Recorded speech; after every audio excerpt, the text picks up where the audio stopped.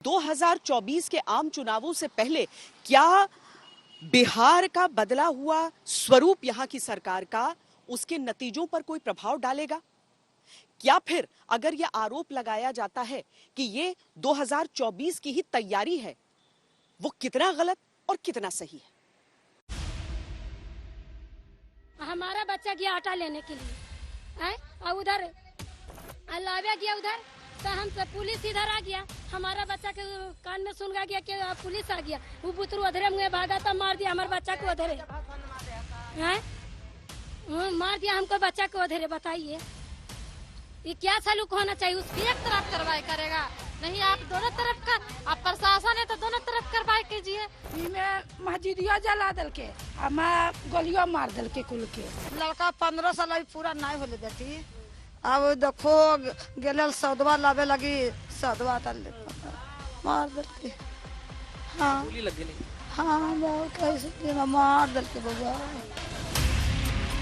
दंगों को लेकर राजनीति देश प्रदेश में उबाल मार रही। मुख्यमंत्री नीतीश कुमार ने दंगों के लिए सीधे तो किसी पर आरोप नहीं लगाया, लेकिन इशारों में उन्होंने ये जरूर कह दिया कि कौन हिंसा करवाता है ये सबको पता है। ये कोई नेचुरल चीज नहीं है, ये जरूर कोई इधर उधर किया है नेचुरल, बिना मतलब का जानबूझकर के, तो इसलिए हमने कहा पूरे तौर पर देखिए। नीतीश कुमार के इधर और उधर के ठीक बीचों बीच बीजेपी को सियासत का बड़ा क्षेत्र मिल गया, पर बात इतने पर रुकी नहीं। दंगों से इनकार और लाल किले की तस्वीर के सामने रोजा इफ्तार कर नीतीश ने मौके पर मौके दिए। बिहार में शासन का अच्छा खासा अनुभव है, अब भले दिल्ली का रुख है, लेकिन इस समय पटना में मेरे साथ हैं।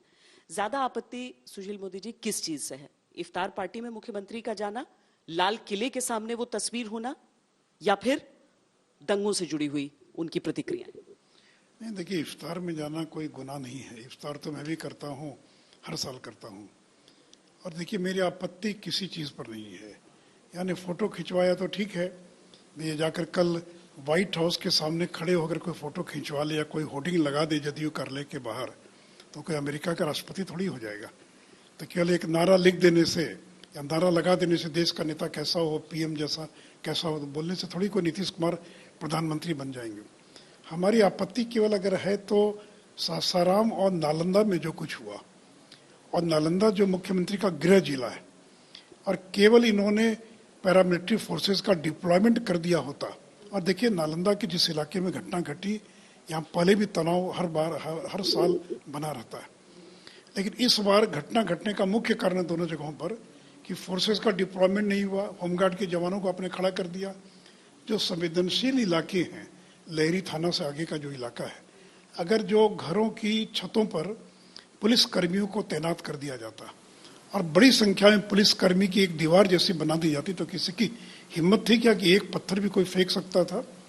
लेकिन ये सरकार का निकम्मापन है, सरकार की अक्षमता है, और अब आरोप हम पर लगा रहे हैं। और 3 दिन के बाद फिर हिंसा हो जाती है, 1 दर्जन से ज्यादा दुकानों में, घरों में आग लगा दी जाती है, घरों में घुसकर लोगों को मारा पीटा जाता है। तो ये कैसा शासन है, ये कैसा प्रशासन है? तो ये तो आपका फेल्योर है।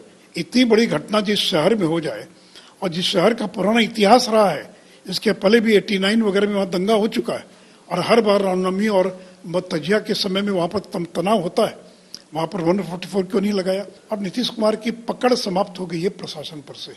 जब उनकी बात न एसपी मानता, न सुनता है, न इसलिए राज्य में रोज लॉ एंड ऑर्डर की घटनाएं घट रही हैं, अपराधियों पर कार्रवाई नहीं हो रही है। तो इसलिए बहुत चिंता का विषय कि धीरे धीरे बिहार जो है वो अराजकता की ओर धीरे धीरे बढ़ रहा है। बीजेपी ने सीधा प्रहार किया है, प्रहार सुशासन बाबू की छवि पर, उस छवि पर जिसके आधार पर नीतीश 2024 में मुमकिन है विपक्ष का चेहरा बनने की उम्मीद कर रहे हैं, क्योंकि सवाल तो उनके अपने क्षेत्र नालंदा में लोगों ने उठाए थे जब हिंसा भड़की थी। कोई पुलिस वाला नहीं साथ दे रहा हमारे साथ। हमारा लड़का ये देखो मट्टी मंजिल में ले गया, हमारा लड़का के किया उसको उसने हिलसा ले गया, गया ले गया, जहानाबाद ले गया, बेगरपुर तक हमको बुतरू के पानी तक के नहीं पुलिस दिया। सीढ़ी लगा के कोठा पर सब आदमी के खींच के ले जा रहे। अब अखने दिन भर आदमी बाहर जने तने बेटा भतार सबके होल है। हमनी सब जन्नी ने कुलदुआरी पर बैठल ही थौगरी और बैठल ही ने। महिलाएं कह रही हैं कि जो पुरुष हैं घर के वो कहाँ हैं वो पता नहीं, तो इसीलिए सारी महिलाएं एक साथ यहाँ पर आप बैठे हुए देख रही हैं। पुलिस यहाँ पे सुरक्षा के लिए आ रही है कि कुछ नहीं? सुरक्षा के लिए आते तो ठीक है, ले आओ तो जेंट्स बन के खींच के ले जाए। यहाँ सीढ़ी लगा तो कैसे सुरक्षा सामने से बच सके। हमने घर में क्षतियो हो गया, हमने उल्टे मार धार के भगा दे, खंदबो भागा तो खंदा से लपेट के इन्हें भगावा। तो क्या सचमुच प्रशासन कुछ नहीं कर सका या फिर बात कुछ और ही है? बीजेपी का सीधा आरोप है कि जानबूझकर किसी ने हिंसा को रोकने के लिए कुछ किया ही नहीं। शासन पर बैठे लोग लोगों की जिंदगी की सुरक्षा नहीं दे रहे हैं, प्रशासनिक अराजकता और भ्रष्टाचार को रोक नहीं पा रहे हैं। एक सद्भाव आपसी भाईचारा के बिगाड़ने का कोई भी प्रयास जो करेगा वो असफल होगा। नीतीश कुमार जी इन चुनौतियों से कोई समझौता नहीं करते हैं। बिहार को जाति पर वोट डालने के लिए जाना जाता है। ऐसे में वोटों के लिए सांप्रदायिक ध्रुवीकरण की बात को क्या आंकड़ों में समझा जा सकता है? बिहार की कुल जनसंख्या 10 करोड़ 41 लाख है। 2011 की जनगणना के अनुसार बिहार में हिंदुओं की आबादी सबसे ज्यादा है। हिंदू बिहार की कुल जनसंख्या के 82.69% है। मुसलमान बिहार की कुल जनसंख्या के 16.87%। मुसलमानों की कुल आबादी 1 करोड़ 76 लाख है।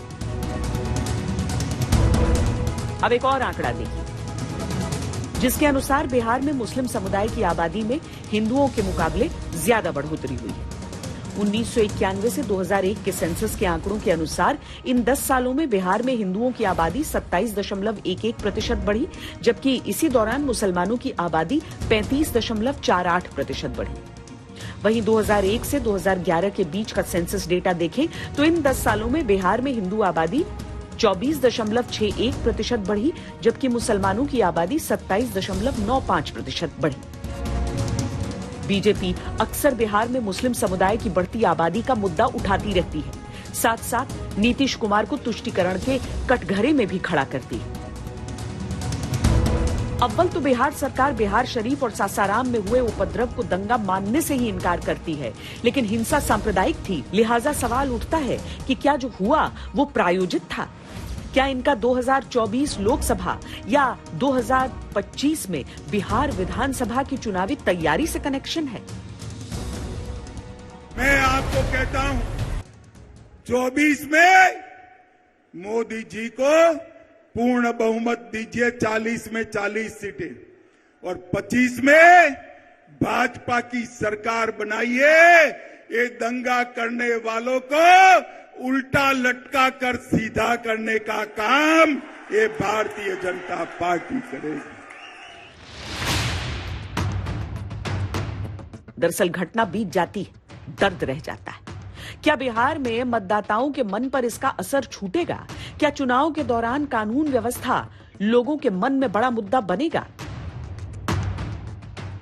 जब अपने अपने कहूँ मुल्क में निकल जाएंगे लोग सर। सारा सामान जल गया, हमारी लड़कियां, हमारा मर्द भी नहीं है, हम के सहारे हम जिएंगे। हम लोग का दुनिया में हमारा कोई भी नहीं है। हम लोग कहाँ जा रहे हैं? काहे यहाँ क्यों नहीं रह रही हैं? यहाँ कब क्या हो जाएगा किसी को पता नहीं है।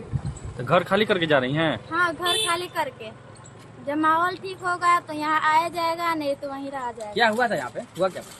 यहाँ पे रामनवमी के लेकर बहुत सारा लड़ाई हुआ, जो कि बम बारूद जो भी गोली है फायरिंग पे फायरिंग करते गए लोग। 2020 विधानसभा चुनाव में बीजेपी जेडीयू समेत एनडीए को 125 सीटों पर जीत मिली थी। आरजेडी कांग्रेस समेत महागठबंधन को 110 पर। लेकिन अगर पार्टी के हिसाब से देखें तो 75 सीटों के साथ नंबर 1 पर रही आरजेडी और 74 के साथ दूसरे नंबर पर बीजेपी। लेकिन जब 2019 के लोकसभा चुनाव हुए तब एनडीए ने बिहार की 40 में से 39 सीटें जीत ली थी। केवल एक सीट पर एनडीए उम्मीदवार को जीत नहीं मिली थी, वो सीट थी किशनगंज, जहां 70% मुस्लिम मतदाता है।